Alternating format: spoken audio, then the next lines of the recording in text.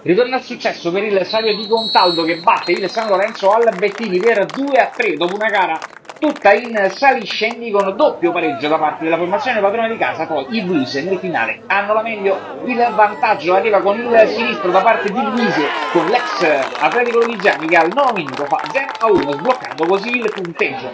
Calcio di rigore per il San Lorenzo poco più tardi, dal dischetto va il numero 5 Macri con il destro impatta piazzando il passo dei Novi Liguri e siglando l'1-1 al 23esimo della prima frazione di gioco. Ancora Luise con questo calcio di punizione per il Savio che mette al centro dell'area di rigore.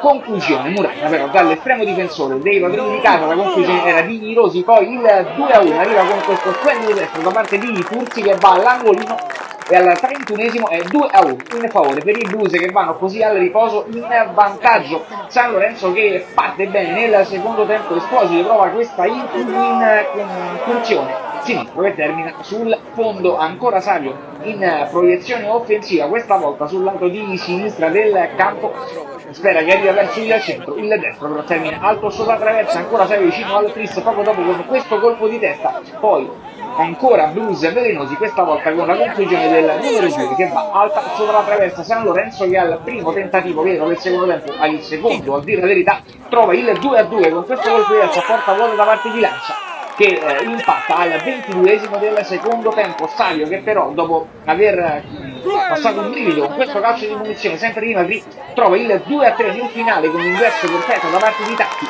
Marchegiani al 29esimo con il capitano che con questo colpo di testa trova il 3-2 decisivo.